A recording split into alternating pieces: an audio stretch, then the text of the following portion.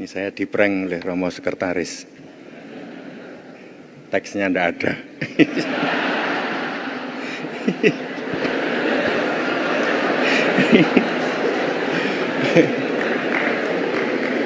Monsinyur Piero Piopo, Nunsius Apostolik, yang bagi saya pada hari ini sungguh menghadirkan Bapak Suci Paus Fransiskus, karena kemungkinan besar kalau nunsionya bukan beliau dan pausnya bukan Paus Fransiskus, saya duduknya di sana.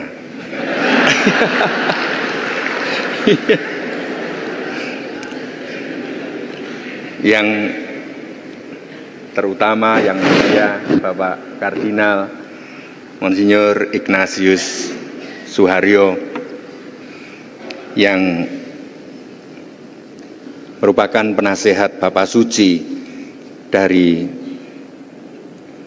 gereja di Indonesia ini, Monsinyur Antonius Bunyamin sebagai Ketua Konferensi Wali Gereja Indonesia, yang sungguh saya merasa ketika belum tabisan pun, jam 12:30 malam sesudah pengumuman, beliau baru tiba dari Roma mengikuti sinode para uskup, masih di Cengkareng jam 12:30 malam menelpon dan mengucapkan selamat kepada saya. Untung saya belum tidur. Tetapi Monsinyur Anton, sesudah Monsinyur Anton telepon dan sesudah itu telepon saya rusak. Tidak bisa dipakai lagi karena dibombardir oleh gambar dan ucapan selamat. Kepada para Bapak Uskup yang saya muliakan, saya sungguh merasa para Bapak Uskup sudah menerima saya dengan persaudaraan yang sungguh di luar dugaan saya. Para Bapak Uskup pada waktu di Labuan Bajo ketika tabisan Monsinyur Max juga begitu ramah pada saat saya masih anak ingusan yang minder, tetapi dirangkul, diangkat, dan dijadikan saudara. Pada kesempatan ini juga yang mendampingi saya, Monsinyur Pidiarto. Monsinyur Pidiarto menjadi representasi seminari di mana saya dididik. Saya belajar di Malang dan Monsinyur Pidiarto salah satu dosen saya. Beliau dosen kitab suci yang sangat istimewa karena saya diberi nilai baik-baik.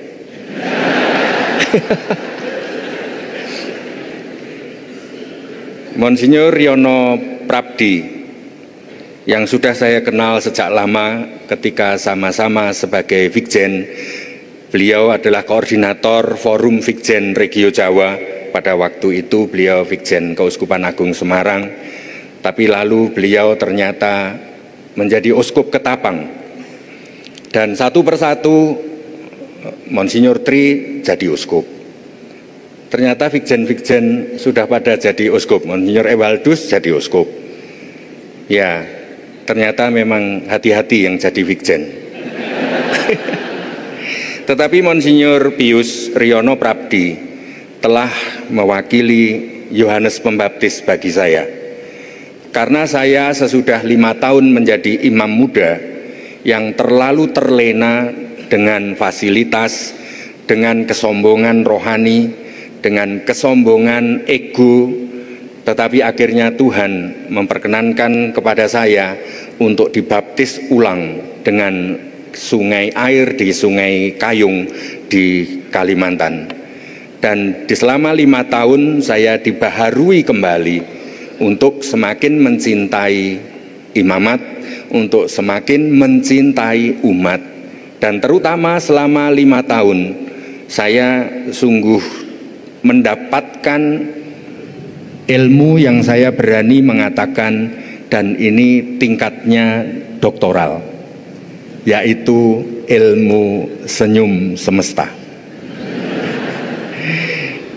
Di Kalimantanlah saya diajari untuk selalu tersenyum, bahkan dengan pohon, atau bahkan dengan ular yang lewat, bahkan dengan ketika saya dilatih oleh Tuhan, tersesat semalaman di tengah hutan, di sanalah saya harus tersenyum dengan ketakutan.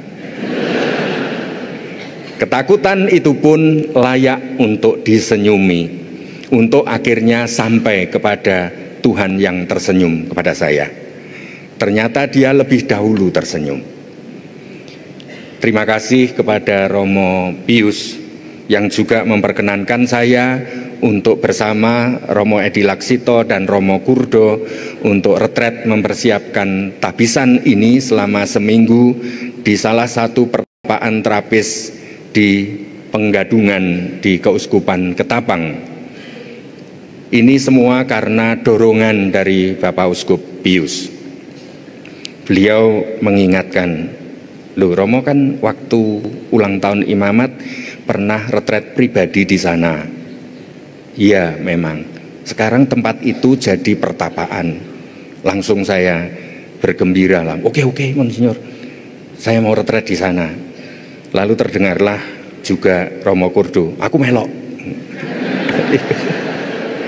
Jadi kami retret bertiga dan nampaknya memang Tuhan merencanakan.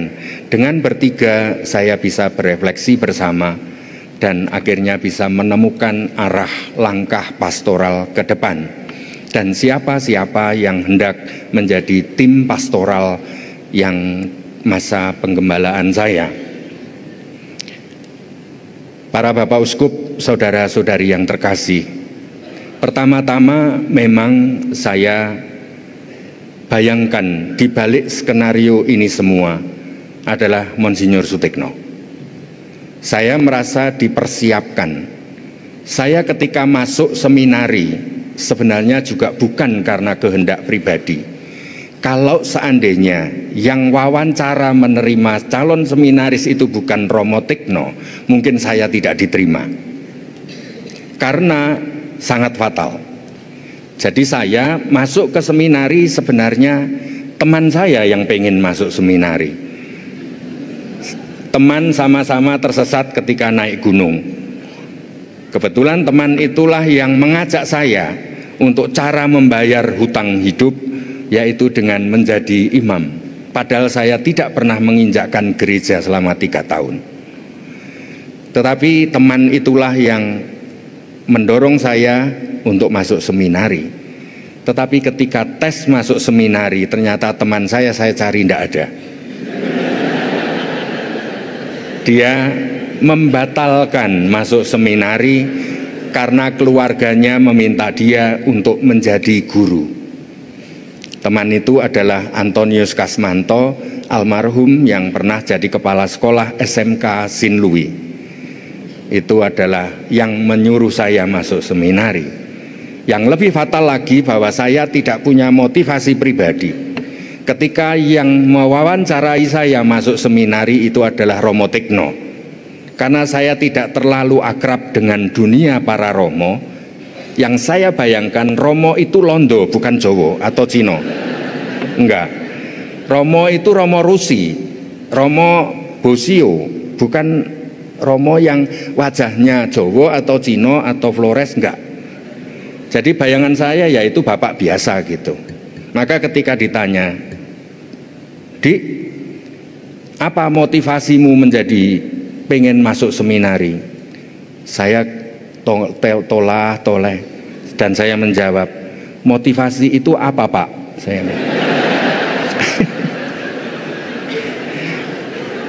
Untunglah Romo Sutikno itu sabar menjelaskan kepada saya apa artinya motivasi. Dan akhirnya saya menjelaskan cerita tentang kisah saya dan teman saya ini. Dan ternyata saya diterima di seminari menengah Garum. Saudara-saudari, maka pada kesempatan ini saya sungguh berterima kasih untuk Monsinyur Sutikno, dan di sini hadir kakak dan adiknya, Bu Reni dan Kak Mia, serta keluarga, keponakan, cucu yang hadir pada kesempatan ini. Melalui Anda saya mengucapkan terima kasih kepada keluasan hati dan mungkin saya pikir daya mistik visioner dia di balik selolean dan guyonannya. Memang saya merasa saya orang mungkin paling dekat dengan dia sejak seminari menengah. Hanya karena hobinya sama, suka gambar, dan itulah yang mempertemukan kami.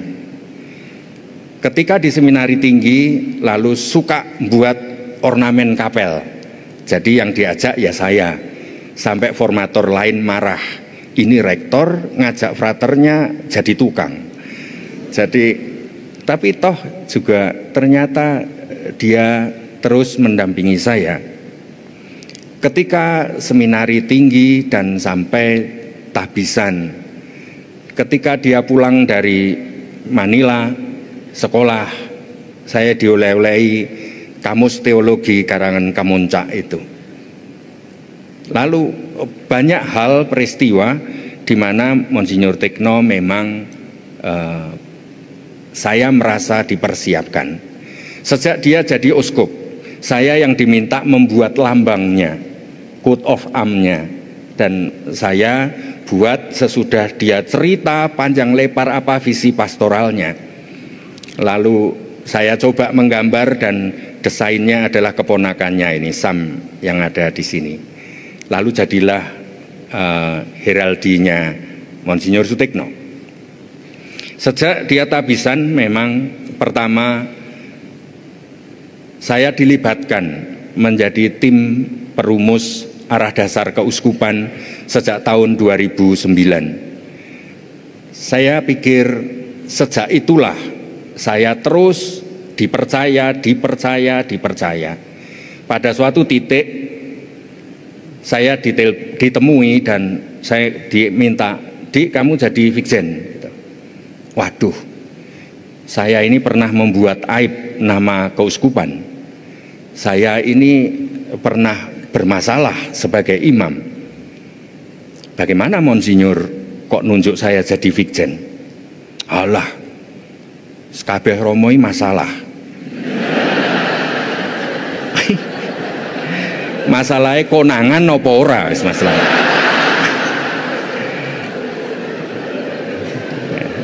Kon akhire tekan Kalimantan ya kemergone kon ae sing apes.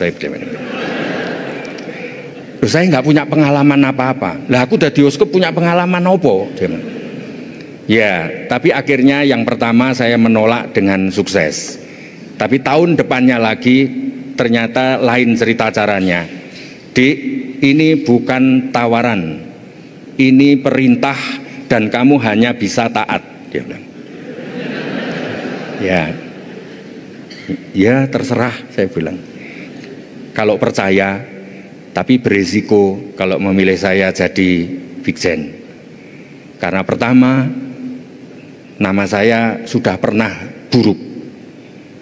Nomor 2, saya ini pelupa. Nomor 3, saya ini sulit untuk diatur. Jadi gimana nanti? Alah, pokoknya melaku bareng.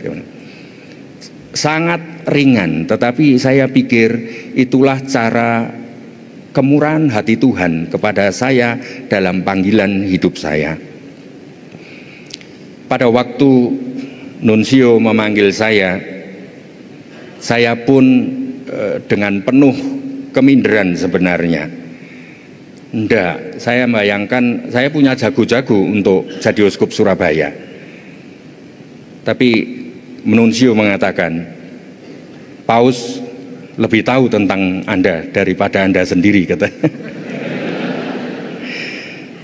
Saya merasa perjalanan panggilan saya adalah panggilan memang bukan dari diri saya. Dan sungguh Tuhan memang yang menghendaki. Kita hanyalah sebagai hamba Tuhan yang seperti Bunda Maria terjadilah. Pada saat Monsinyur Piero Pioppo cuti di Italia, saya diterima oleh Monsinyur Michael, lalu diantar ke kapel. Pada saat itulah keraguan besar menimpa saya. Tetapi bahwa salib yang lobang di kapel Nunsiatura itulah yang menjawab kepada saya, justru karena kamu bolong tidak ada apa-apanya, kamu diutus. Supaya apa? Supaya kamu membutuhkan orang lain. Dan disitulah maka saya tidak akan membangun disposisi saya sebagai uskup itu adalah karena mampu, tidak. Karena di sekeliling saya ada banyak malaikat. Dan para imam adalah malaikat saya yang pertama. Lalu yang pada hari ini saya juga sangat berterima kasih kepada Romo Eko Budi Susilo yang telah menunjuk Romo Hans Kurniawan, Romo Agus Sulistyo, Romo Rudi, Romo Daniel, dan Romo Paulus Dwintarto, dan para Romo yang lain, serta akhirnya ternyata melibatkan lebih dari 1.000 orang untuk jadi panitia ini. Luar biasa. Saya merasakan betul, dan Romo Eko mengajarkan kepada saya bahwa inilah kolegialitas, inilah sinodalitas, inilah persaudaraan, inilah kerendahan hati. Bahwa semua ini berjalan dengan baik ketika kita melepaskan ego sektoral kita masing-masing dan bekerja untuk melayani Tuhan. Dan disinilah saya melihat, karena saya setiap hari juga mencoba untuk nengok bagaimana panitia bekerja keras, dan disitulah saya melihat kemungkinan besar banyak hal yang mengecewakan Anda, terutama keterbatasan tempat, undangan, dan sebagainya. Percayalah bahwa jauh lebih penting nanti kita ke depan, sesudah ini kita akan membangun Gereja Keuskupan Surabaya. Terima kasih kepada Yayasan Widya Mandala Surabaya, terima kasih kepada Yayasan Yohanes Gabriel Keuskupan Surabaya, Yayasan Gotong Royong Tolong Menolong, Yayasan Alit Arek Lintang Indonesia, yayasan-yayasan di mana melibatkan saya di dalamnya, Yayasan Lembaga Karya Dharma, dan sampai lupa yayasan apa saja. Terima kasih untuk semua, ambil bagian Anda, ini adalah bagi kemuliaan Tuhan. Tuhan memberkati Anda semua.